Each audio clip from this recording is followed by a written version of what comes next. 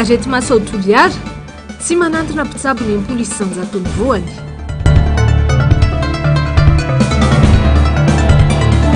Lalana eto andrenivohitra potika satria asaky toto tsy misy figojana. Toetoetra takina amina solombavam-bahoaka mijoro amin'ny fahamarinana mampiatra lalàna tsy voavidivola. Miarabanao manaraka ny fampalalam-baovao ny MBS amin'izao fotoan'izao ary manasanao ampanajana sy ampitiavana tomboky lahy sy tomboky vavy iaraka aminay hatramin'ny farany. Fifidianana natokana ho an'ny mpanambola ny fifidiana solombavam-bahoaka atao amin'ny volana May ho avy izao ho ny mpanao politika Joseph Martin Randriamampiona i Dadafara filohan'ireo fondation Total de Madagascar. Vitsy ny olona manana viana sa ampandrosan'i Madagasikara no anay ilay antom-bola zato tapitrisa ariary takina amin'ireo izay rotsaka ho fidiana solombavam-bahoaka any ka betsaka amin'ireo voafidy no mety hanangatana fotsiny rehefa tonga eny anivon'ny anteny miram-pirenena satria tsy katsaka fa-tsy ny ametrenana ny volany fotsiny ihany. Fanadihadiana nataony Ravirazafy Mahena sy Andry Rakoto Malala. Tsy mbola ho foana ao anatin'ny 5 taona manaraka ny kajikajy maloto ataon'ny mpitondra amin'ny fampandaniana lalàna eny Tsimbazaza sy Anosikely. Noho ilay caution midangana izay tsy izy, ireo mpanambola ihany ary tsy voatery hanana hevitra afampibizina ho lany solombavam-bahoaka manaraka eo. Tsy maintsy amerina ny vola laniny ankamarony ary itony tsangatana no takalon'izany andaniana lalàna na tsy mifanaraka amin'ny etahitam-bahoaka azy. Ny zavatra hita loatra amin'izay dia tsy miasa araky ny asa nampanaovana azy mihitsy ny solombavam-bahoaka. Juste manangatanana amin'izay dicté apetraky ny président ireo solombavam-bahoaka ireo. Ohatra hoe ana Maintrano, ana Midongy, Fondrozo, be Roro zany, be Fotaka kandreo zany, tsisy lalana ny any. Nefa le ana tako hoe ana Tanambamanapotsy, ana Amrena, tana tsisy lalana. Nefa ny député Amrena dia manangatanana, manaiky sy zavatra dicté-ny mpitondra, misy lalana. Raha ohatra misy olona accidenté, tapaka ny tongony, tapaka ny tanany, tsy afaka mihetsika intsony izy. Mandeha ny tribunal dia maka avocat le olona dia mahazo onitra izy, ohatra hoe 100 millions de francs. Fa io onitra io ny bénéficiaire an'io tsy le olona victime fa le avocat izay misy ny didy mivoaka ary betsaka ny avocat no mangalatra ny volan'le victime. Zany hoe dia tsy ho fantatry solombavam-bahoaka zany fa zareo tsy mirarahany zany fiainany vahoaka zany. Betsaka ny olona fantatro hoe 100 millions ny onitra azony 10 millions fotsiny men'le avocat azy, misy 20 millions fotsiny. Zany tena lalàna tena hoe halatra sy arinaka zany. Avitso ny fanazavana ny olona afaka andony atotabola 20 tapitrisa ariary. Ny fiainana raha teo sarotra ka tsy asahanao sorona ny vola ny sasany na manana faniriana hitondra fampandrosoana azy. Mazava fa misy faniliana ambadika izao fitangany ny atom-bola izao. Zay zao avy Ambohimasoa. Firy amin'ny olona Ambohimasoa no manana izay 100 millions izay atao caution. Nefany zany 100 millions zany zao Ambohimasoa mety mahavita trano. Efatra ambinipolo taona azo tsika fahaleovantena. Fa raha ny trano vaovao Ambohimasoa hatramin'izay 90 taona mahery zay ngamana 20 raha be indrindra. Dia aiza amin'izay zany le 100 millions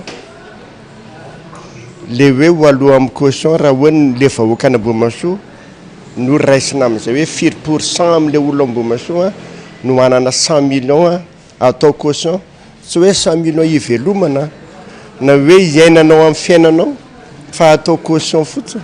Angamba ny tena sako no miteny fa zara raha misy olona 10 Ambohimasoa no mety hanana an'izany 100 millions zany na mety ho latsaka an'izay azy.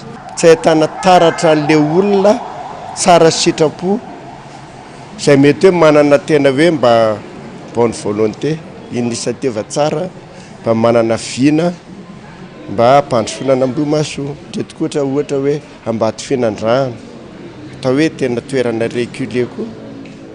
Anakandreo any, any Beroro any ve dia isy olona firy no anana an'izay hoe 100 millions de francs zay zany everiko hoe tafa ohatra loatra zany. Olona manana fari-pahaizana mitovy amina minisitra farafaratsiny no tokony hirotsaka solombam-bahoaka ary olona mahatakatra ny antsoina hoe politika mpanjakana sy mifampandrosoana ny firenena.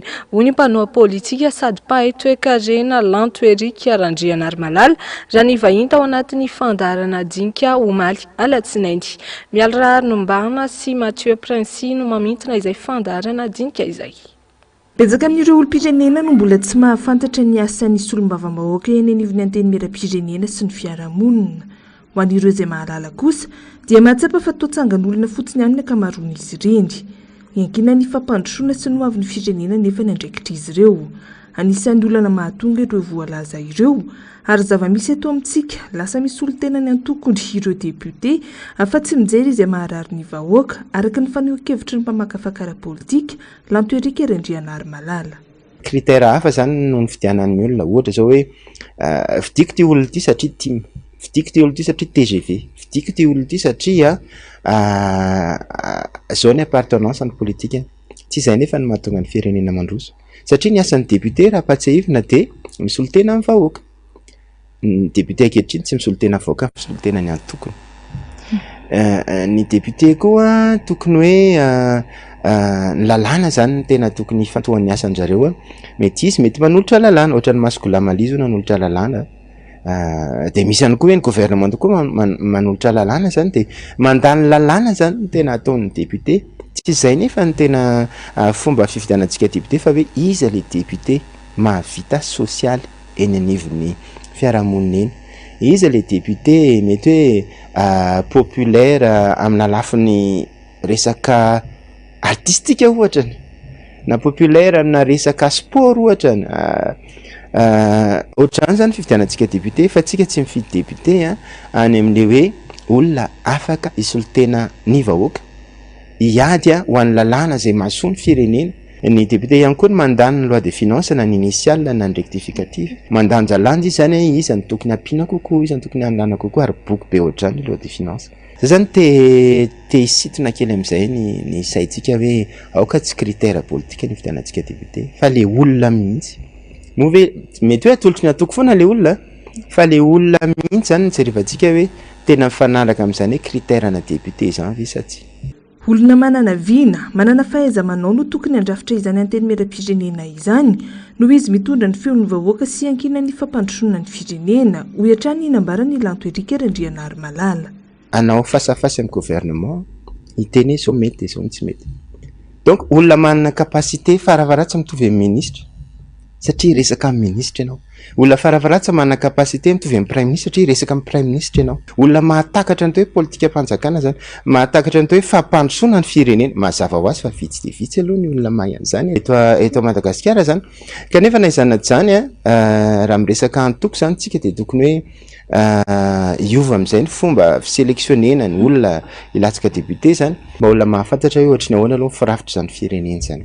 Ohatrany ahoana ny fitantanana an'izany firenena zany, ahoana ny fandehan'ny resaka vola, ahoana ny fandehan'ny resaka fanapahan-kevitra, ahoana ny fandehanany na hatrany amina resaka hoe fomba fiasan'io resaka marché public io raha dia tokony ho hain'ny député satria anisany mampahantra n'ity firenena ity dia io le tsenam-barim-panjakana io. Izay namanamana ihany ange mahazo marché rehefa tena goavana le marché. Dia avy eo ny fanjakana manao an'le izy tsy misy mpanao contrôle kanefa ny député amin'ny hoe mpanao évaluation ny exécutif anazy afaka miditra amin'ireny zavatra eny, afaka manangana commission zany manao évaluation ireny ary zay mahita hoe ny asana député zany dia ohatrany hoe entre guillemets hoe police izay manao surveillance ny asan'ny fanjakana ary le police tsy hoe natao hanafay fotsiny fa dissuasion le izy mba hatonga le fanjakana tsy hanaonao foana zany dia eo zany ny député ohatrany hoe arofanina. Ankoatra ny famelabelagana ny raharaham-pirenena, ny resaka ny mahakasika ny lafiny ara-toe-karena eto Madagasikara, izay tsy mitsaha mitotongana ihany koa Lanto Erika Randrianarmalala. Nambarany fa ny fanomezana sehatra ireo mpamboly sy mpiompy, ny fanampiana sy ny fanomezan-tanana ireo mpandrarano anisan'ny tondra fampandrosoana eo amin'ny sambatan'olona sy ny firenena.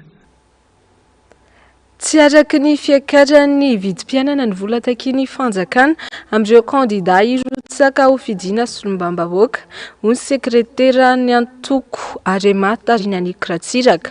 Tany Mahantra i Madagasikara hoy izy, kanefa dia laso folavitra no nipetrabola alohan'ny kandida ho filoham-pirenena any amin'ny firenena mbola manan-katao noho isika no takiana amin'ny kandida solombam-bahoaka. Sao dia mba fanakanana ny fandraisana anjara ho an'ny tanora ihany koa azy izao raha mifanontaniana poitrany. Nilaza moa ny mpitarika fa manana kandida arotsaka ho solombam-bahoaka sy ben'ny tanàna izy ireo. Tsy aivina fanatanteraka fambolekazo teny amin'ny komuna Tsefany fikambanana ny sabotsy lasa teo. Maro ny hetsika ataon'izy ireo amin'ity taona ity ka nimboan'izany ny fankalazana ny andron'ny vehivavy amin'ny 9 Martsa ho avy izao ary nitohy amin'ny fankalazana ny 27 taona ny antoko Arema ny 27 ny volana Martsa. Fa mbola hijano eo amin'izay vaovao mahakasika ny fifidianana solombam-bahoaka izay hatrany isika. Marobe ireo toetetra takiana amina kandida hirotsaka ho fidiana solombam-bahoaka. Mila olona nandalo fianarana sy olona mahay lalàna ary mandala ny fahamarinana sy mampanjaka ny rariny sy hitriny, mampiatra ny lalàna, mahay mampiray ny rehetra ary akaiky ny vahoaka ny fidy azy fa tsy ho tsangan'olona ataony mpitondra andanina lalàna fotsiny ihany. Firenena anaty fahantrana lalatra no isy ary vahoaka mahantra raha toa ka tsy ampy ireo toetetra takiana amina solombam-bahoaka ireo. Ravirazafy Mahena sy Andry Rakoto Malala.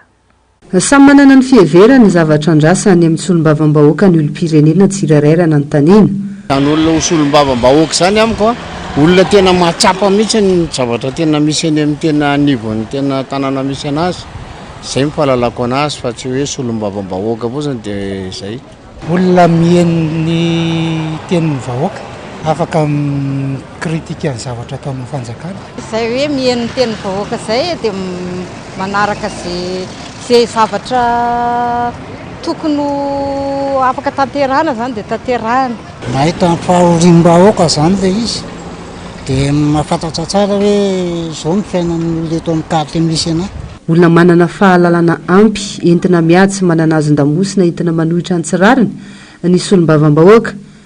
Mahafehy lalàna ihany koa mandala ny fahamarinana ary indrindra miaro sy manoro hevitra ny vahoaka amina resaka lalàna toy ny atany sy ny maro hafa. Ny olom-baofidy zany raha tokony manana fahalalana farafahakely ny tena hoe nandalo fianarana. Atao ahoana moa raha ohatra hoe tsy nianatra mihitsy izy nefa lalàna no diniana. Lalàna no tokony hiadiana hevitra zany eo anivon'ny anteny miera-pirenena ka raha vao miresaka hoe lalàna dia fahamarinana ny ao ambadik'izay, zavatra tsara ny ao ambadik'izay.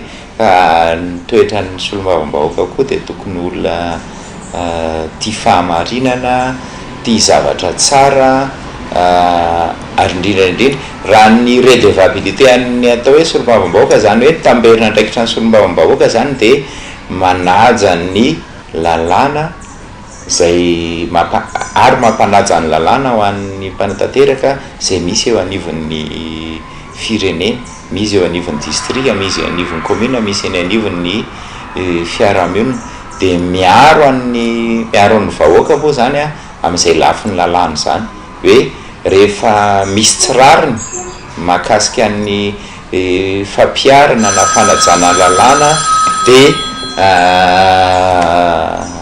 tokony adidin'ny solombavambahoaka miaro an'izany. Tsy mora ny andraikitra miandro ireo solombavambahoaka hiatrany ny fanazavana, miankina amin'izy ireo ihany koa amin'ny ampahany ny fampandrosoana ny Madagasikara ary miandrandra zavatra goavana ny vahoaka ny fidy azy.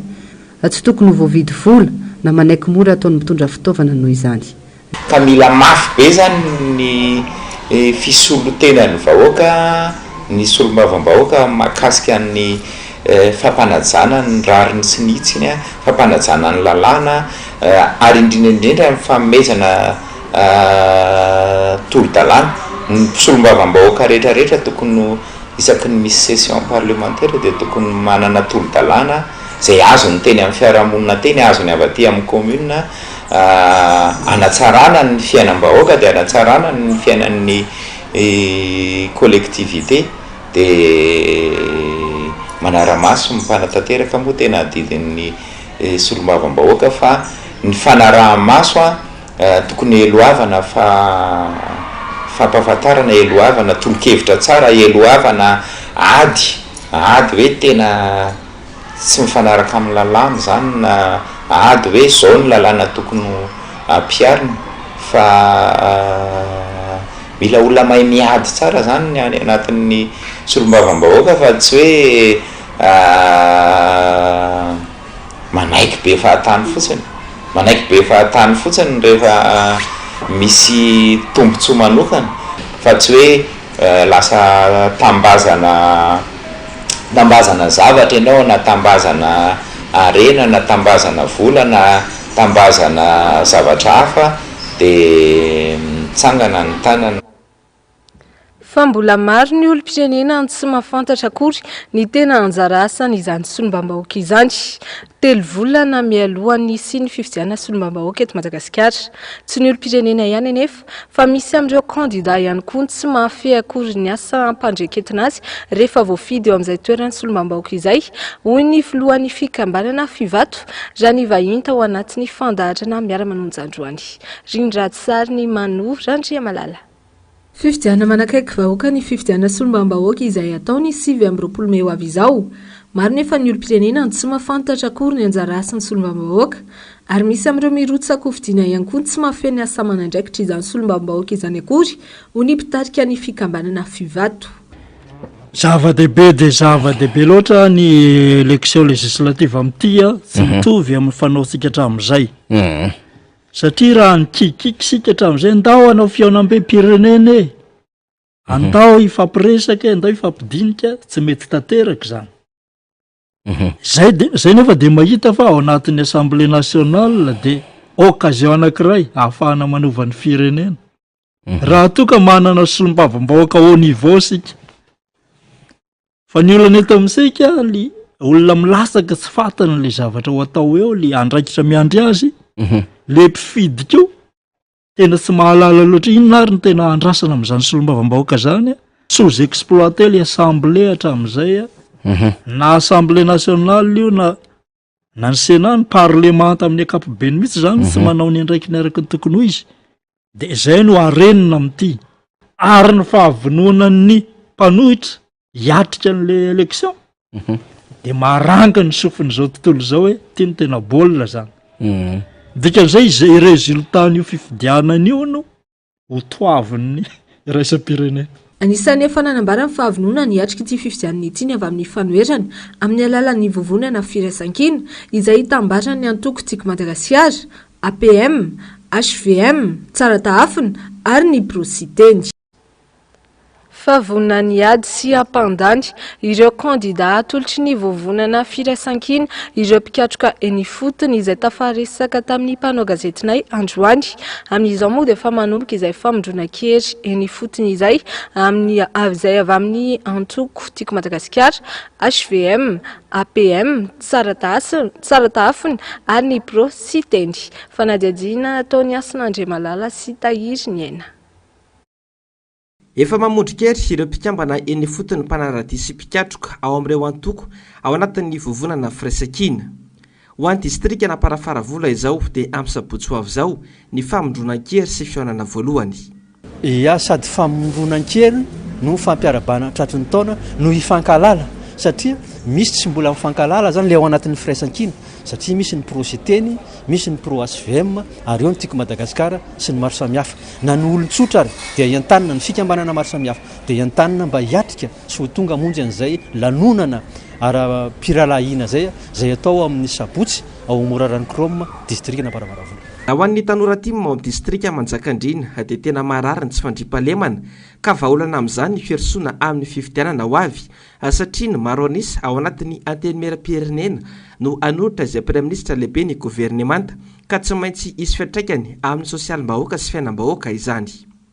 Ny any aminay aloha dia voalohany dia resaka fahatrana aloha zany no mahatonga an'izay. Mahantra ny vahoaka noho ny zava-misy eto Madagasikara, mahantra ireo vahoaka ary mahavita manaonao foana ireo olona mpangalatra sy mpangalatra omby sy ny rehetrarehetra ireo dia hoe ny ankamaroany dia hoe olona eo tanàna ihany tsy manana fidiram-bola, tsisy asa atao, tsisy ninina no ny toetra raha misy eto Madagasikara dia lasa manitatra saina mangalatra zay zany tena antony mampirongatra ny tsy fandriam-pahalemana. Misy ihany koa zao amin'izao eto amin'ny distrika Manjakandriana masiny dia tantsavo koa ny 520 isan-jato. Dia misy ny sasany miverina amin'ny resaka fambolena sy fiompiana.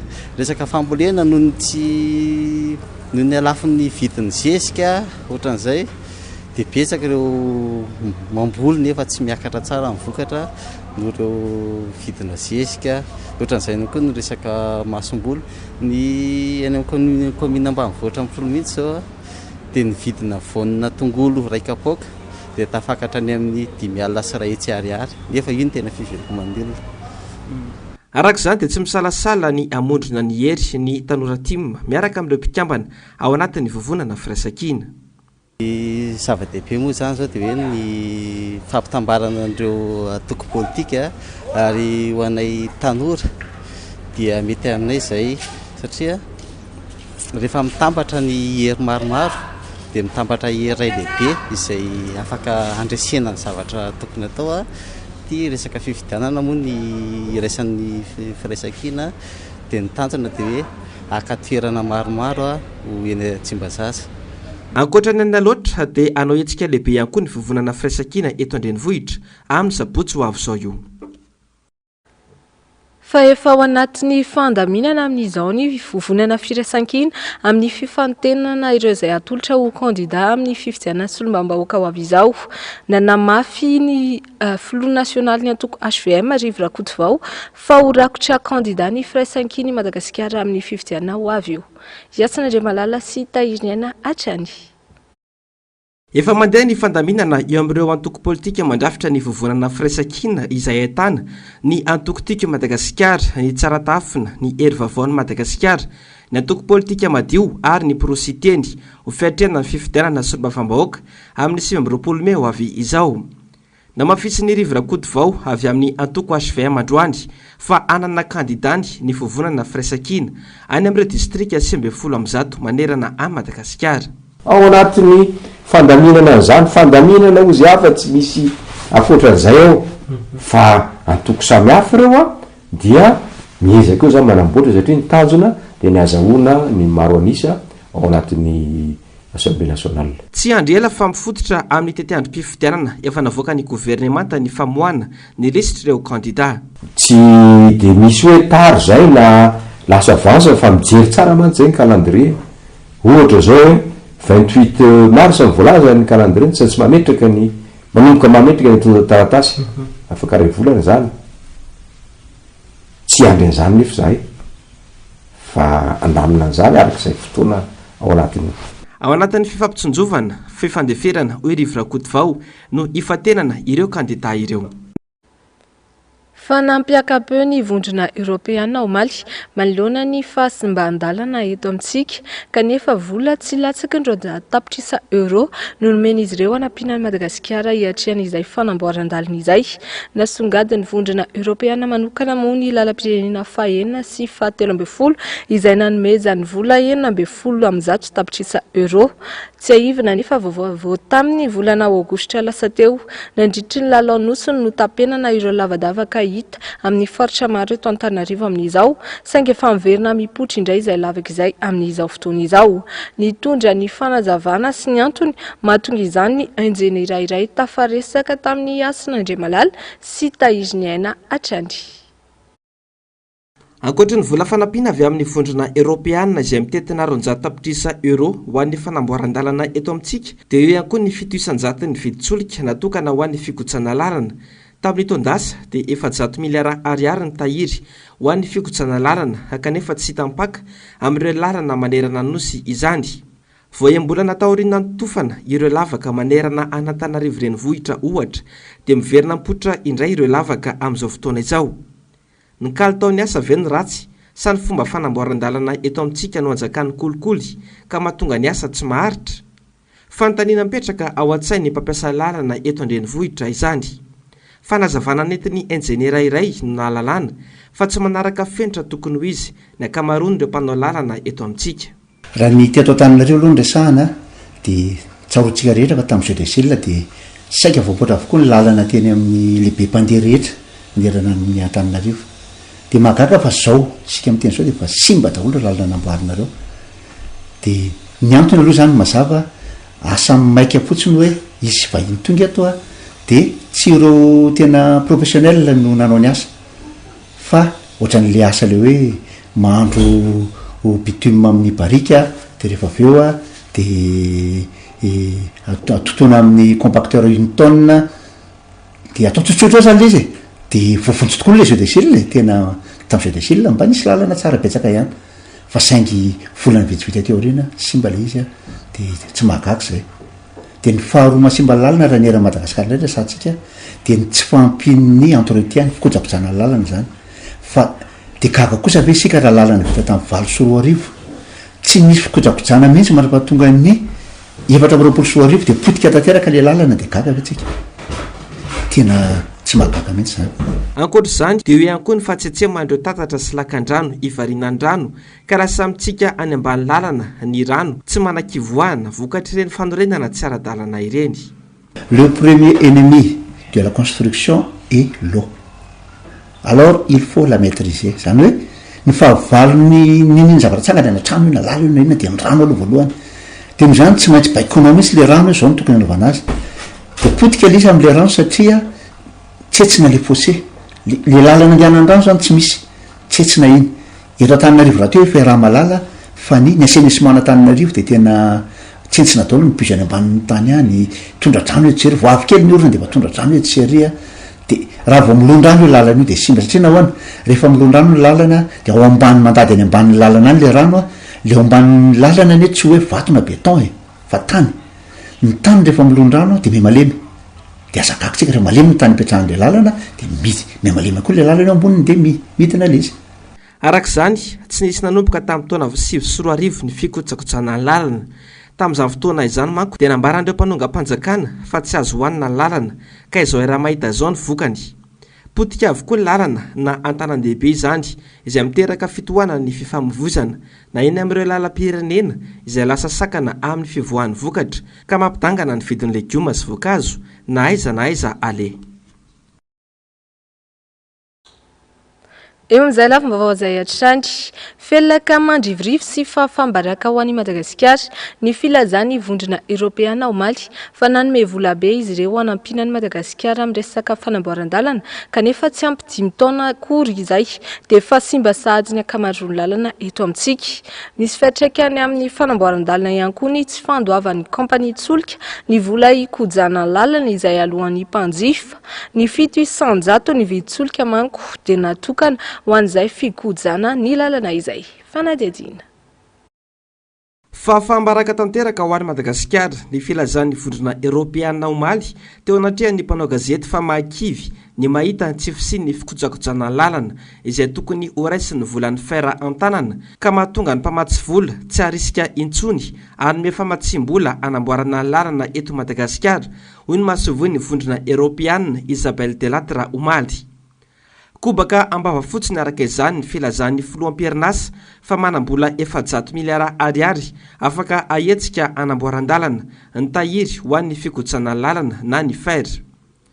Ankoatra izay dia misy fiantraikany goavana amin'ny fandrotsan'ireo kompania tsolika ireo ny vola anjaran'izy ireo ho an'ny fikojakojana lalana noho ny fanagazana nataon'ny fitondrana sy ny famerana ny vidy tsolika eto Madagasikara tsy mifanaraka intsony amin'ny vidiny tena izy. Azadiny fa reo misy fiantraikany be mihitsy zany io ataoko hoe ny fitazonana amin'ny vidin'ny petrola amina vidiny tsy manaraka intsony ny tsena dia mety alaim-panahy zany reto le mivarotra amintsika eto toerana tsy androtsaka an'lay taxe alaindreo ty zareo mipercevoir azy zay ma tsy mila tandreva rehefa mitondra sady tsy apekarinao ny prix no manao réquisition ianao de farany tena botry le olona de tsy avery ny volam-panjakana de tsofoka amin'izay ny mpamatsy vola hoe misy tsy mety kosa anie raha tazantsika heritaona na volana vitsivitsy zay ny laza hoe tsy mahazo manao réquisition intsony nareo zany aby atao fitondram-panjakana zany tsy mitsinjony rapitso aza dimy fa misy plafond zany io hoe atreto ny zaka rehefa tsy ampiakarina ihany tamin'ny fotoanandro hoe 100 milliards zay le équilibre budgétaire taty orina efa x10 zany ngamba efa 1000 milliards le zavatra de tsy magagy anao raha mietraiky any amin'ny lalana zany satria ivolana alain'io a atao anamboaran-dalana zany hoe le rehare zany hoe tsy ampiakaritsika mihitsy vidina petrola mandritry ny 3 taona 4 taona rehefa manahiranatsika reo de tsika fanjakana ataotsika ny réquisition de io mivokany zay le mpitondra fanjakana zay fa tsy hoe mitehatehaka daolo ny olona hoe tena nahazo tamin'ny président mihitsy za la pétrolier tsy zavatra tsy makaiza loatra zany. Tsy aivina fa mandovola amin'ny fanjakana amin'ny alalan'ny fond routier ikojakotsana lalana ny malagasy rehetra rehefa mividy solika. Izao nefa ny zava-misy potika hatrany amin'ny 570 isanjato lalana saika manerana amin'ny Madagasikara. Tsy misy ny fikojakojana, tsy hita ny volana alohan'ny vahoaka isaky ny vidy solika.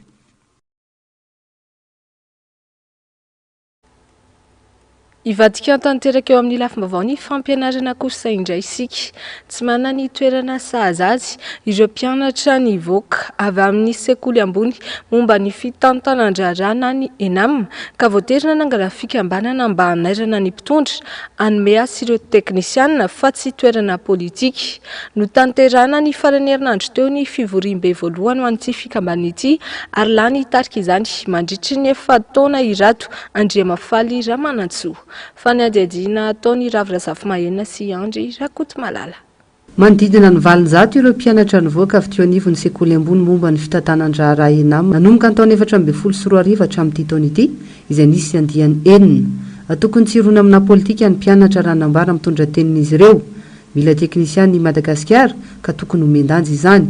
Ao anatin'ny efa taona ho avy manana viana ny filopitarika Rado Andriamafaly Ramanantsoa afa hanaitra ny mpitondra fanjakana amin'ny asa izay tokony san'ireo vao navita fianarana. Dia zany tsy dia tena mirona any amin'ny resaka politika fa resaka tena hoe teknika hoe perfectionnement le fahaizana zay tena efa manana tsirairay dia rehefa manana an'izay trikevy zay zany dia tokony zany sotominay zany ny sain'ny tompona ndraiky fa mba hametraka an'ireny olona ireny amin'ny toerana zay tokony sahaza azy araky ny teny zay hoe mba hampandrosoana ny firenena andraisana anjara zany fampandrosoana ny firenena satria zany ilaina teknisianina mihitsy zany ny fampandrosoana firenena fa tsy politika fotsiny.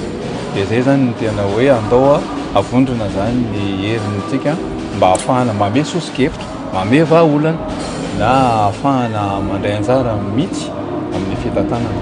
Efa nisany nataontsika hoe amin'ny fanjakana raha resy lahatra ihany ny amin'ny hoe tokony mba tena hojerena zany le reto le ato amin'ny ENAM reto satria manjary lasa hoe mivoaka fotsiny le mpianatra nefa tsy any amin'ny toerana zay tokony hametrahana azy fa justement lasa hoe poste politique ny tokony ho tazominy le olona zay manana an'le traikefa dia lasa le politicianina ny lasa no mitana azy dia zay zany mba tokony haravina.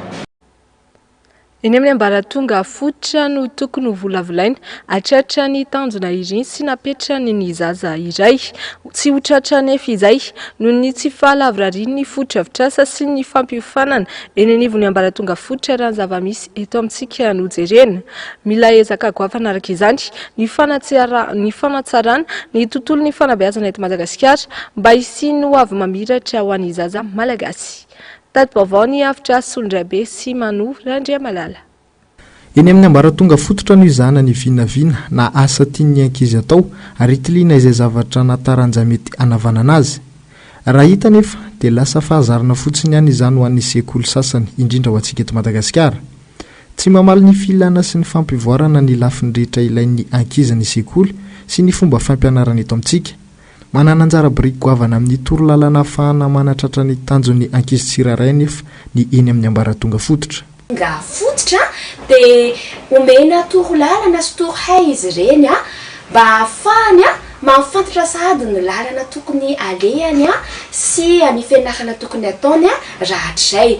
Izay no vitanay ety amin'ny ambaratonga fototra fa rehefa tonga ny amin'ny ambaratonga ambony any izy dia mahafantatra tsara hoe inona tokoa no zavatra rehetra tokony atao na ny lalana tokony izorana na ny fianarana tokony atao ahafahany mamita ny na mahatratra ny etaetapony.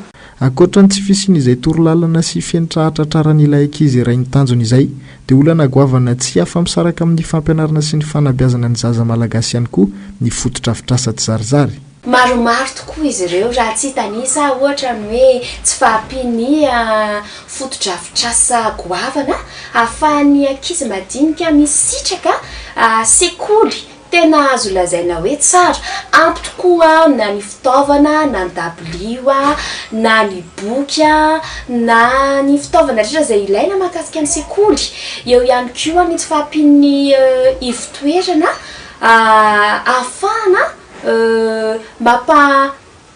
mampiofana an'ireo mpampianatra. Amin'ity androany ity nanatanteraka filaharana ana-karina valina anamarenany Mardi Gras ny sekoly tsy miankiny iray mpampiasa ny teny frantsay. Nanana safidy malalaka ny ankizy tsirairay ny safidiny déguisementiny mba ho fanamavana ny ray aman-dreny ihany koa. Eo amin'ny vaovao mahakasika ny mety toetrandro kosa indray dia itoy hatrany ny oram-pahavaratra ary heverina ahazovana izany ho antsika atao afovoantany sy any Antsinanana. Atao anatin'ny 2 andro dia tombanana ho 70 hatramin'ny 70 mm hatrany Abetsaky ny Rotsakorana ao anatin'ny 420 ora. Noho izany dia azo filazana manokana ireto faritra ireto. Filazana miloko maitso ho an'ny faritra Betsiboka, Analamanga, Pongalava, Itasy, Vakinakaratra, Aloatra Mangoro, Vatovavy, Fitovonany, distrikan'ny Vatomandry, Manoro, Antanambao Manampotsy ary Marilambo. Araka ny vinany meteo hatrany dia manomboka androany ka hatramin'ny faran'ny volana izao no isin'izay oram-pahavaratra izay ka any an-tanana rehetra ho maila hatrany. Fa tambatra mahery ny 70 hektara kosa no tsy amokatra intsony any Ambatondrazaka noho ny fahavakisan'ny fefilo any an-toerana. Dibo-drano sy hitoditra mifasika ireo tamboary ireo hatramin'ny volana janoary lasa teo kanefa mbola tsy nisy tompona andraiki-panjakana tonga nijery ny fijaliam-pona any an-toerana. Liry Andrianarivony, mpanao gazety ny MBS any Ambatondrazaka no mitatra izay vaovao izay. Tambary manodidina ny 70 hektara eo no dibo-drano sy todotry ny bedana ao amin'ny faritry Valemariana PG15. Efa hatramin'ny 12 janoary lasa teo no nisy fahavakisana ny diky izay tantanin'ny FMR Ambohibarivonina sy Andramomangatsiaka fa hatramin'izao mbola tsy tazana izay fandraisana andraikitry ny mpitondra fanjakana. Misy amin'ireo tantsa no efa intelo no namavary vokatrio fahatotoran'ny tambary io. Very fanahy mbola velona ankehitriny ireo tantsa ary tsy mahita intsony hoe iza no ray aman-dreny afaka azy ireo manoloana izao fahavoazana manjo azy ireo izao. Tena ihany ny mampahafantatra efa nisy fahavakisana io tamin'ny taondasa ary dia nisy ny fanamboarana saingy tsy hay hoe ny rano tokoa hoe no mahery sa ilay fanamboarana no kitoto satria dia izao miverina izao indray ny fahasimbany izany digy izany. Anketeta fanampinina avy amin'ny malala-tanana rehefa tsy anano no ny mpitondra ireo tantsa anatoerana mba ahafana manamboatra vonjimaika ity digy ity satria dia iankina ny tompampokarana amin'ny totoana 420 sorivo ity ny izany digy vaky izany. Raha sanatria mantsy hoy izy ireo tsy misy ny fanatsarana izany digy izany dia tsy hisy vokatra hiakatra eo anivony izany toerana tototry ny rano sy bedana izany. Eo amin'ny lafim-baovao ny fahasalamana kosa indray dia mirongatra ny areti-maso conjonctivite tany amin'ny faritany Toliara, faritra atsimo andrefana amin'izao fotoana izao. Tratrany ity aretin'ity ny ankamaroan'ny mponina any an-toerana indrindra fa ireo miasa any amin'ny hotely fisakafoanana. Tsy misy intsony anefa ny fanafody ahafahana mitsabo ity areti-maso ity eny anivon'ireo farmasia any amin'ny faritany Toliara. Fanadihadiana nataony Mialy Raharinombana sy Mathieu Prince. Tsy ao andrenivohitra Toliara irery intsony no ahitana ilay areti-maso conjonctivite bakterienne amin'izao fotoana izao fa dia ripaka ity aretina ity hatramin'ireo olona any amin'ny faritra ambanivohitra. Tsy mifidy taona fa tratra sy fidrany izany avokoa na ireo ankizy na ireo olon-dehibe indrindra moa fa ireo olona marefo sy efa marary maso. Ireo olona miasa sy mivarotra amin'ireo hotely fisakafoana ao amin'ny distrikan'ny Toliara no ahitana tranga betsaka amin'ity aretina ity.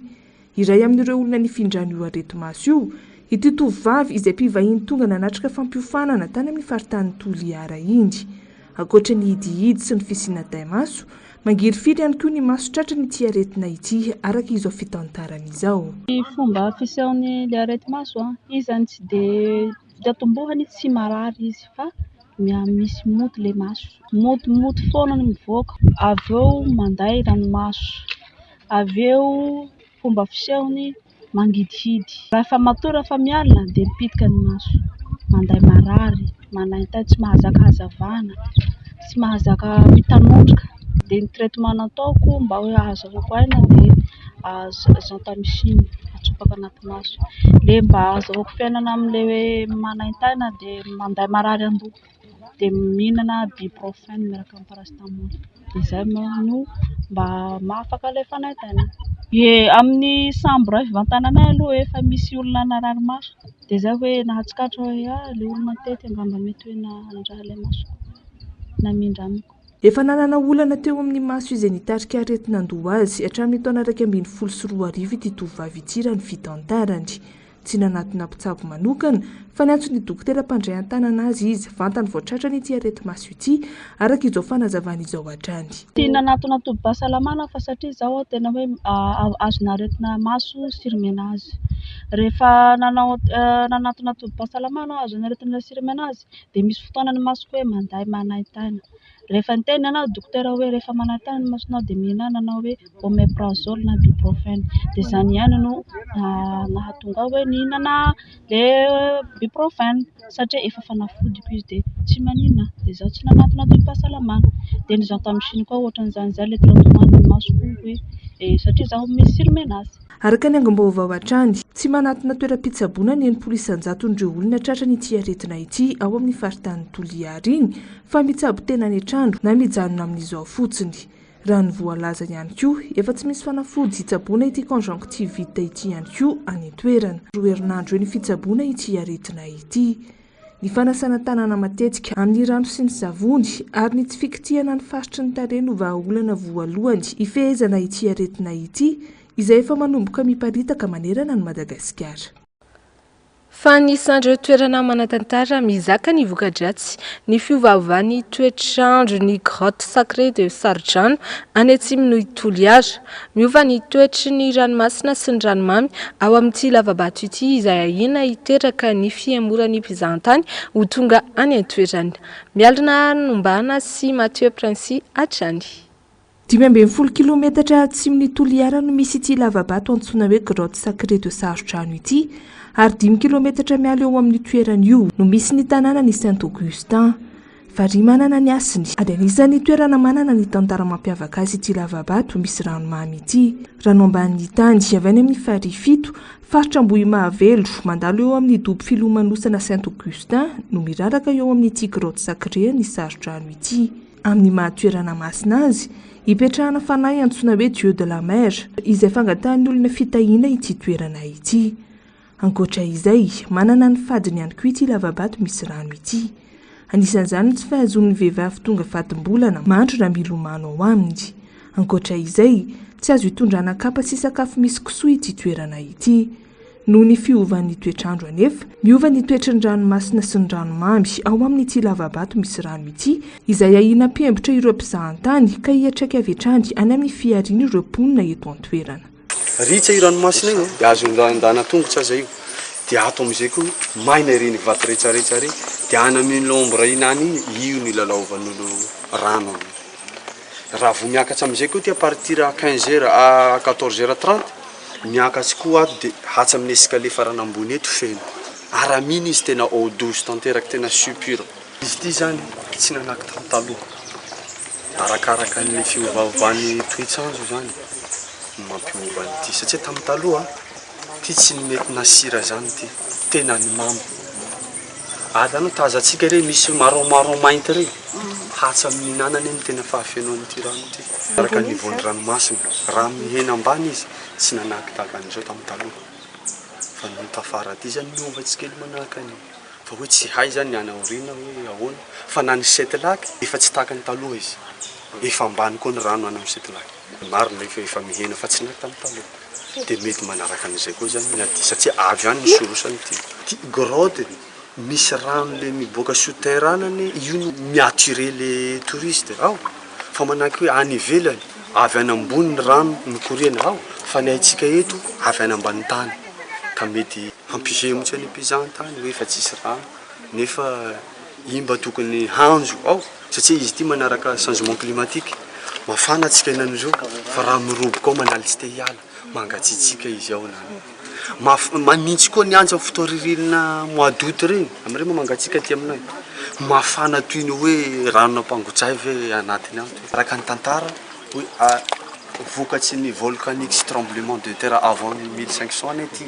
Ankoatra izay mampiavaka ity fary ity ihany koa ny fisiana trondro-dranomasina miaina ao anatin'io ranomamy io. Raha nahatratra manodidina ny 10 kilôny be ny trondro iray tao anatin'io rano io talohan'ny taona 7 efa nihenana ny haben'izany na nisan'ireo trondro tahoriany taona 7 Ny hena ireto zao ny trondro tazantsika inany reto poisson près 2007 reto fa tavany zay tena misy gros poisson raiky avao matsatsy 55 kg 45 kg be kaboro zay izy tena fiabavata karazany trondro an-dranomasina apta am'izay fa noho hoe zay olona napaka an'io hazo io ny poison ny ty satria misy plante médicinale daoly reto anatiny ato reto de misy plante associée reto izy zany ferboyard ity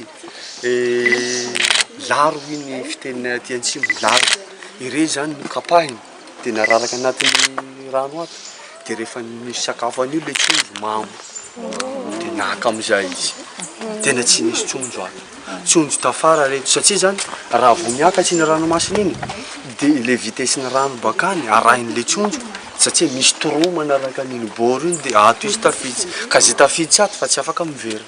Araka ny fitantaran'ity tompona andraikitra ity hatrany tamin'ny taona 7 no tafiditra tao anatin'ny site touristique na toerana azo tsidihan'ny vahiny ity grotte sarotra ano ity. Nanomboka tamin'izany ihany koa no namboarina sy nasipanavaozana ity toerana misy fandy izay tsy azo nidirana ity talohan'izay.